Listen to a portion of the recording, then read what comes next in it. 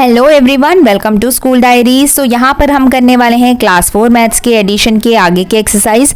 So last video में हमने word problems किए थे। तो यहाँ पर आपको जो है नंबर सेंटेंस दिया गया होगा और आपको जो है वर्ड प्रॉब्लम्स खुद बनाने हैं। फ्रेमिंग वर्ड प्रॉब्लम मतलब तो आप कुछ भी अपने मर्जी से बना सकते हैं कि इतने बॉयज थे, इतने गर्ल्स थे, तो टोटल कितने थे, है ना। तो ऐसे आप कुछ भी बना सकते हैं। तो वो होता है फ्रेमिंग द वर्ड प्रॉब्लम।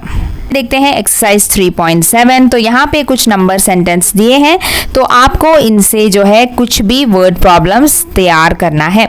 तो आप लिख सकते हैं एक गांव में, है ना, in a village there were 4158 men, है ना, and 5292 women। So find out the total population of the village. तो ये हो गया इसका वर्ड प्रॉब्लम का क्वेश्चन। तो ऐसे कुछ भी लिख सकते हैं, ठीक है। जैसे कि एक क्वेश्चन देखते हैं सी का, तो आप लिख सकते हैं a man purchased TV for rupees 27,346 and air conditioner for rupees 43,584। So find out the total money spent, है ना। तो उसका मतलब कि टोटल उसके पास कितने पैसे खर्च हुए। तो ऐसे आपको जो है स्टेटमेंट बनाना है। तो आप जैसे कि पहले एक्सरसाइज में हमने किया था ना, तो वैसे क्वेश्चंस भी आप सिलेक्ट करके इसमें लिख सकते हैं, है ना। इसी को बोलते हैं कि वर्ड प्रॉब्लम्स खुद फ्रेम करना, मतलब खुद से कहानी लिखना कि इतने बॉयज थे, इतने गर्ल्स थे, इतने बच्चे थे, है ना, और तो अब टोटल कितने थे, या फिर कुछ भी ऐसे आप इस तरीके से लिख सकते हैं। तो ऐसे आपको जो है स्टेटमेंट्स खुद बनाना है, अपनी मर्जी से भी बना सकते हैं इनके लिए वर्ड प्रॉब्लम्स, ठीक है। आगे का एक्सरसाइज जो कि लास्ट एक्सरसाइज है हमारे इस चैप्टर का। सो यहाँ पे आपको करना है एस्टिमेशन इन एडिशन। तो एस्टिमेशन हमने पढ़ा था कि हम नंबर्स को एस्टिमेट कैसे करते हैं, मतलब उन्हें राउंड ऑफ कैसे करते हैं, है ना। तो ये हमें पता है। अगर आपको रिवाइज करना है तो आप चैप्टर नंबर 1 में जाके देख सकते हैं। उसके लास्ट एक्सरसाइज में हमने राउंडिंग ऑफ पढ़ा था, ठीक है। तो यहाँ पर हम डायरेक्टली क्वेश्चंस करेंगे क्योंकि हमने ये डिटेल में समझा था चैप्टर नंबर 1 में, ठीक है। सो यहाँ पे हम देखते हैं एक्सरसाइज 3.8। सो यहाँ पे देखिए दो नंबर्स दिए हैं और आपको इन दोनों का सम फाइंड आउट करना है, लेकिन उसे राउंड ऑफ करने के बाद, ठीक है। तो दो नंबर है 54 और 27।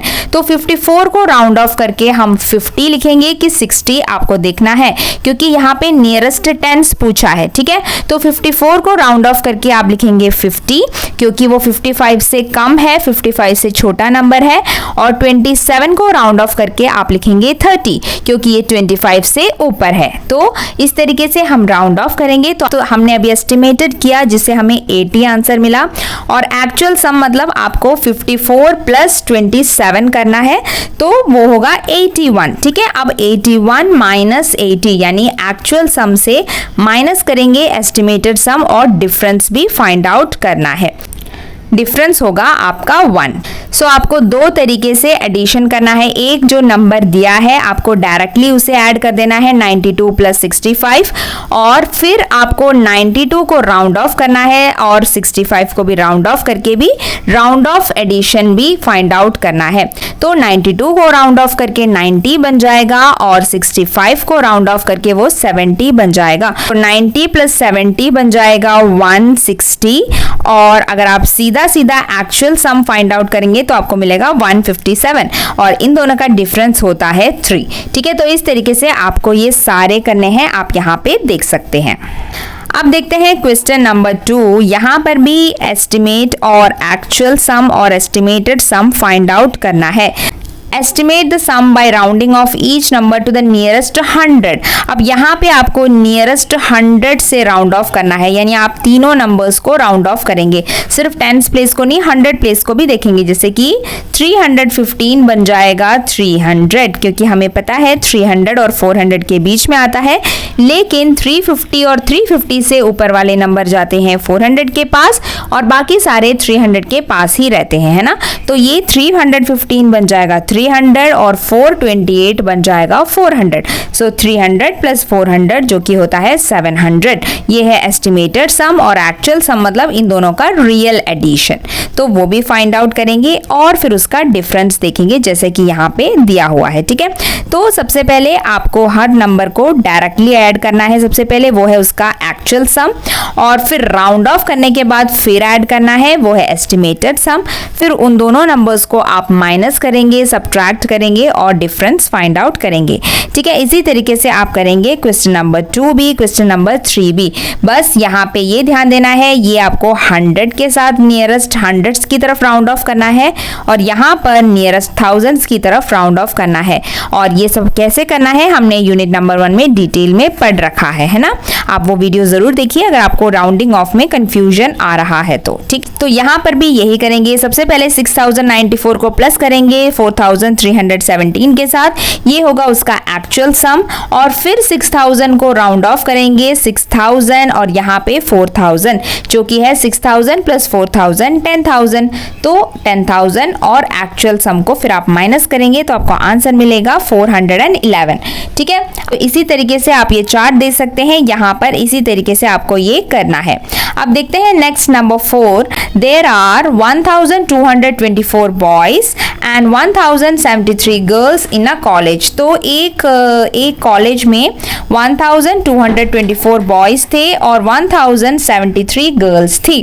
ठीक है, estimate the total number of students. अब आपको फाइंड आउट करना है कि टोटल नंबर ऑफ स्टूडेंट्स कितने हैं, पर वो कैसे करेंगे, by rounding off to the nearest 100। तो वो कैसे करना है, आपको राउंड ऑफ करके फाइंड आउट करना है, जो कि नियरेस्ट 100 की तरफ राउंड ऑफ करना है।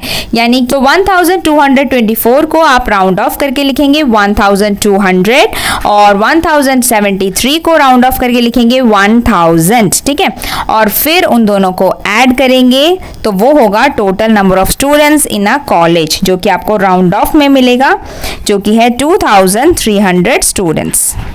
अब नेक्स्ट देखते हैं last number 5। A farmer produced, a farmer ने प्रोड्यूस किया है व्हीट इतना और राइस इतना और ज्वार इतना। ठीक है, तो अब इन तीनों नंबर्स को आपको राउंड ऑफ करना है नियरेस्ट 1000 की तरफ। तो ये ध्यान देना है, नियरेस्ट 100 में राउंड ऑफ करना है कि 1000 में।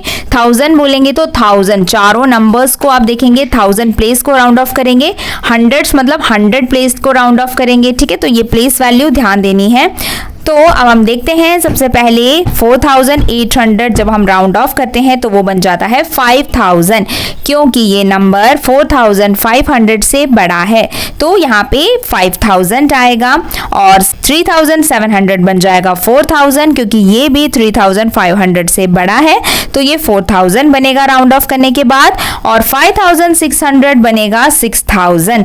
तो यहाँ पे देखिए 5000 प्लस 4000 प्लस 6000, जो कि आपका आंसर होगा 15,000 kg। ठीक है, तो ये आपको राउंड ऑफ में राउंड ऑफ करने के बाद आप एडिशन फाइंड आउट करेंगे, और ऐसे करेंगे कंप्लीट ये एक्सरसाइज 3.8। सो यहाँ पे ही हमारा खत्म होता है एडिशन यूनिट। अब मिलते हैं अगले वीडियो में अगले यूनिट के साथ, तब तक के लिए बाय बाय, टेक केयर।